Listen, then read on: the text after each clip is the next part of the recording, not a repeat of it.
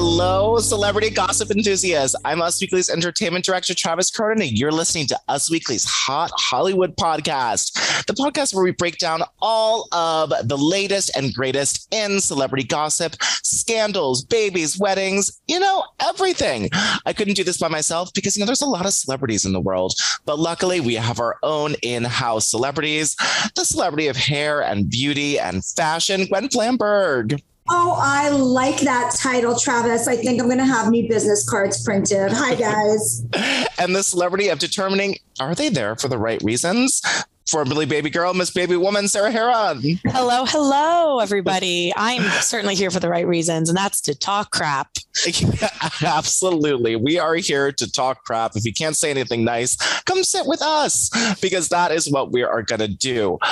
But before we jump into the news, because there is some weird and dramatic news of the week, let's start with our woes of the week. And these are the stories that made our hosts go whoa and clutch their proverbial pearls, or maybe real pearls, depending on the day.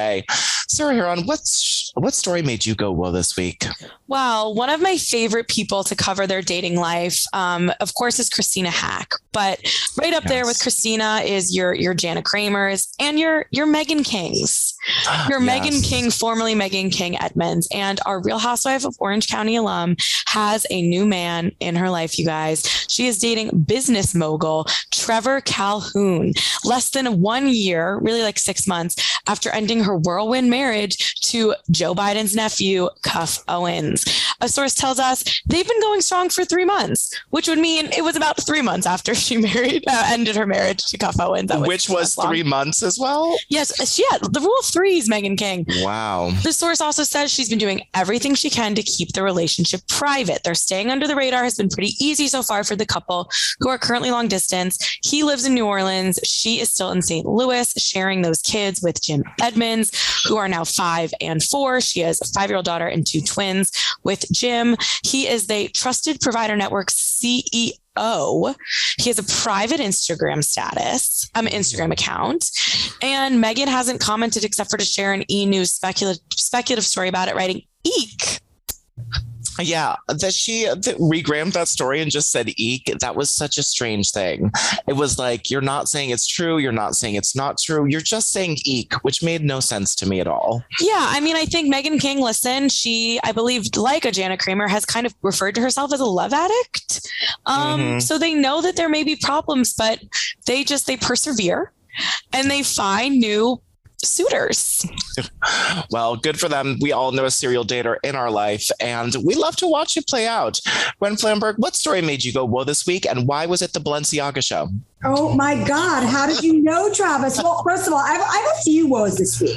All aflutter. So you guys have to hear all of these things. First of all, Travis Cronin, I'm going to tell you that your hair looks fantastic. Oh, thank you so much. I'm loving this rose gold baby pink with roots. Guys, if you only listen to us, go to YouTube, because you can see us on video, and you, like me, can be astounded at the ever-changing hair colors of Travis Cronin. Okay, yes, the Balenciaga show. I'm still just dying over this. Guys, it's Paris Fashion Week, but not just any old Paris Fashion Week that we normally get twice a year in the fall and in the spring. This is Couture Week in Paris. And the Balenciaga show really pulled out all the stops, because you know who walked in the show, you guys? Yes. Of course, one Kim Kardashian. But what I was even more stoked by, Nicole Kidman walked in the show. In the tinfoil dress. I mean, in the tinfoil dress, which, I'm already seeing the memes about, her being a giant burrito, a couture burrito. But listen, everybody wants extra guac, right? So yeah. The Balenciaga show was all about celebrating individuality and inclusivity. And I love the idea of couture and inclusivity. So I'm just like dying over this. I'm dying over all the pictures coming out of Couture Week, because Kim is there with Northwest, who has been seen wearing Kanye's jacket. I mean, guys, go to usmagazine.com/stylish. We have got all of the scoop. But there's one other thing that just made me go, whoa. And it happened today, Trav. What? Vogue released their August cover, and you know who's on it? No. Emma Corrin, who sometimes I refer to as that weird bird, although I love her. She was in The Crown. She's starring in 2 huge films in the fall. British actress. She's a they, them. She also is on the cover of Vogue magazine with visible underarm hair. I never thought I'd see it. And I never thought that when I did see it, I'd love it. But I do. And that made me go, whoa. But I do. But I do. Can I just real quick go back to the fashion show, since you don't always have so much to say about fashion? One, obsessed with Northwest being there. I love that Kim has been bringing the kids. She took Saint and Sam to New York, and they were like getting into little shenanigans backstage at Jimmy Fallon. Now North is at the fashion show. And Dream Kardashian, you guys, Rob's daughter. Oh my God. Is in her first campaign with Kris Jenner for Amazon. Like, they are putting Dream to work. I'm dying. Like, Rob Arthur George isn't bringing it, so get Dream in the campaign with Kris. And I also just really liked those photos of Keith Urban and Nicole Kidman backstage. So I was more into who was like behind the scenes of the fashion show, but seems just like a great time. They look so cute. I love those two. I love that Nicole Kidman and Keith Urban are always like super, touchy-feely. Their love language is physical touch. They're like super into each other. It's really sweet. I think they just celebrated 16 years of marriage. Is that right? Like, they just had a wedding anniversary, and they're just super in love, guys. And I love that. I love love. And from the back, I'm not a love addict. Hottest lesbian couple I've ever seen from the back, Keith Urban and Nicole Kidman. I also love the fashion show. Nicole Kidman looks so amazing, and Kim's like energy she's putting into her face is just radiating. But that's not what made me go whoa this week. What made me go whoa this week is something I never thought I would say. A collab happened in Toronto when the Backstreet Boys were playing at the Budweiser Arena for their concert tour there. And Drake, Drizzy himself, came on the stage to perform I Want It That Way with them. He told this adorable story about how he had a crush on a girl when that song was out and didn't know if he liked her. And then she asked him to dance during I Want It That Way. Drake sang with them and actually sounded really lovely with them. He sounded totally like a BSBer and was doing a little bit of the choreography. Just adorableness all around. I love when something just like organic and cute, and Drake turns into a fanboy like all of us, just getting nostalgic on stage with them. Adorable. Made me go whoa, but also me too. That note he hit, that last note, that classic Backstreet Boys note. Drake, or Jimmy Brooks, I love when he goes back to Canada because I loved Grassy. Good times. It was a great times. Well, let us move into some of the news this week. Now, I was on vacation last week, so someone at the wedding I was at had to tell me that this happened because I didn't even realize it. But don't worry, I am all caught up now. Travis Barker hospitalized with pancreatitis. He had an and there are so many medical terms in here. Let me just read what he said. Travis Barker told fans he is feeling, quote, much better. He was in the hospital. He had a colonoscopy, no? Endoscopy. They found a polyp. Endoscopy. Oh, that sounds rightest. But pancreatitis is a very common. I know so many people who have pancreatitis. But this was life-threatening when it can really act up. Yes. Yeah, he had the endo, as we're going to call it. He had the endo, and then he went out to dinner on Monday, and then he developed an excruciating pain, and he was in the hospital for days after. He had a very small polyp removed in a sensitive area, usually handled by specialists. There was damage to a critical pancreatic tube. Now, while we may be lawyers, sometimes we are definitely not doctors. So not enough episodes of Grey's Anatomy could ever get me to understand anything, and I've seen about 400. Well, let's see what we did know. He was brought into the hospital with a life-threatening, really painful illness, the pancreatitis, on a stretcher. It was really, really dramatic. He was rushed there. They had to call 911. Of course, Courtney is flipping out. Sources tell us that she was wildly, upset. His kids were all tweeting about this, and it was just sort of like a scary day in Kardashian land. This was just days after he celebrated Father's Day with his children and stepchildren. They were saying all of these lovely, nice things, and then he's rolled into the hospital after just having the wedding of the century, as it's being called by Dolce & Gabbana. So just lots of dramatics from Team Travis and Kardashian. Do you remember where you guys were when you heard the first news that Travis was in trouble? Yeah, I do. I was at the Machine Gun Kelly concert. Very relevant to the situation, actually. And also, I can't even believe that you had the wherewithal to read a news report whilst you were at that concert. Well, Gwen, I was at the Machine Gun Kelly concert, and little do I know, Landon Barker and Anita Barker are in my presence. Ooh. And Landon Barker, who is Travis Barker's son, is he as tall as he looks? He wasn't. Yeah. Okay. And Charlie D'Amelio was there. They're dating now, right? Which was exciting for all. Megan Fox was there, but. I mean, literally shortly after I got the TMZ notification, after, I had a few, but I was still a writer girl, got the TMZ notification. And then Landon Barker is on stage singing Die in California, his collaboration with Machine Gun Kelly. So he was okay, clearly not too concerned. He still made it on stage at Madison Square Garden with MGK, and Anita, who is Travis's stepdaughter, Shanna Moakler's daughter with Oscar De La Hoya, was also in the crowd rooting for him, while Alabama, who was Travis's daughter with Shanna, was by his side in Los Angeles. So I was kind of hoping Travis Barker was going to be at the Machine Gun Kelly concert. Right. He's supposed to be on tour with him. Right. Instead, Landon Barker was there. Megan Fox was also there. She walked through the crowd. People went wild. MGK broke 3 guitars. It was a thrill. Oh my God. Good for you. And I will say that no one is a bigger fashion inspiration to me than Machine Gun Kelly. Whenever I look at his You Instagram, and him are the queens of pink. I mean, we pink rhinestone crystal mesh. This mother trucker is always in like gigantic pearls and rhinestone mesh with pink hair. I'm like, did you jack my style? Did I jack yours? I love that we have the same. So I know. Almost the biggest fan is baby girl. But Sarah Travis Jerome. Barker is home. He spent 4th of July with Courtney and the kids at the beach. All is well. Hopefully the Kardashians were very concerned, but they still got the Amazon ad out with Dream. So it's all good. Dream looks so cute in that ad. Well, we're happy for Mr. Barker being back with Courtney, and hopefully more makeout pictures will come so we'll know that he's really okay. The doctors can say what they want, but until he's grabbing her butt and they're making it on Instagram, we will know he is not fully healed.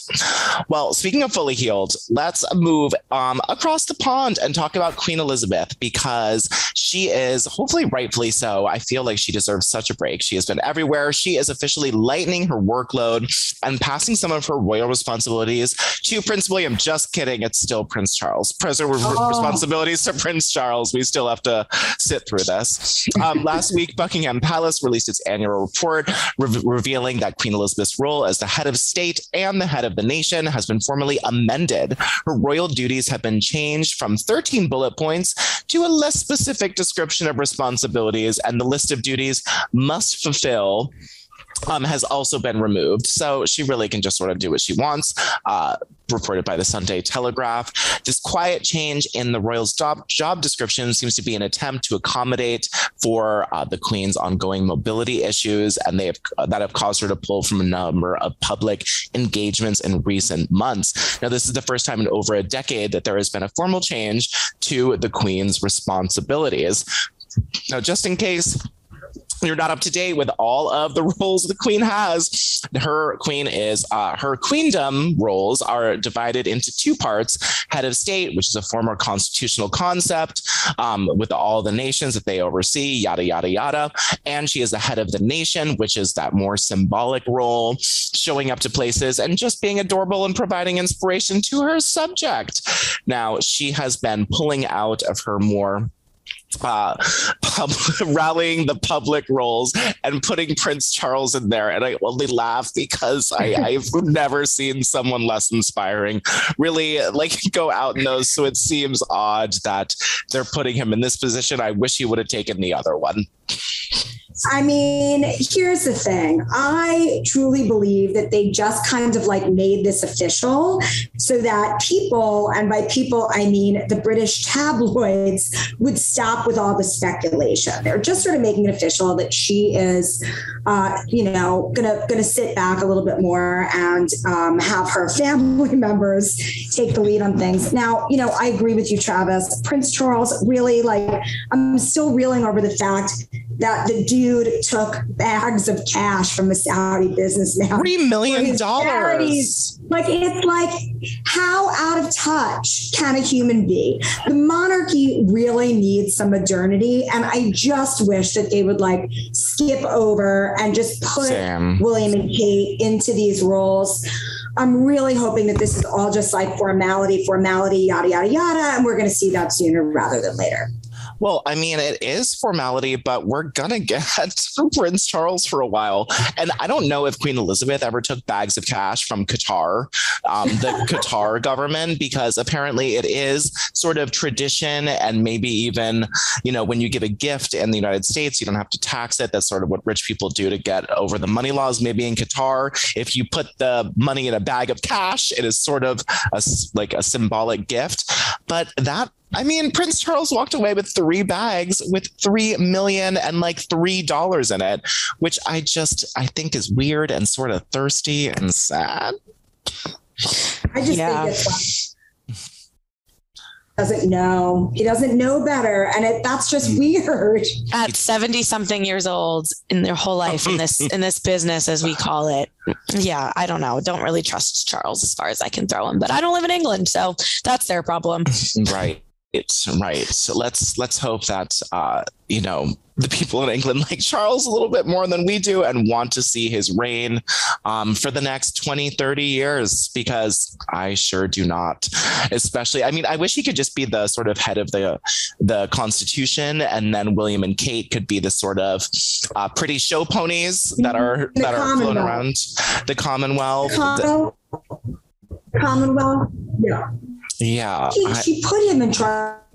I really thought it was like for a reason. I don't know. Let's see what happens. I'm holding out hope, guys. All right. Let's see what happens. Surprise us, Charles. Surprise us. All right. Let us move on to just one of the most ridiculous celebrities, I think, right now. But you got to admire his gusto. Nick Cannon. He has had a lot of quotes recently on why he has so many kids. And he did this through the art of freestyle rapping, which I very much appreciate. Spilling all of the tea during a freestyle seems like a good way to do it. And he talked about all of his children's mothers, their relationships with each other.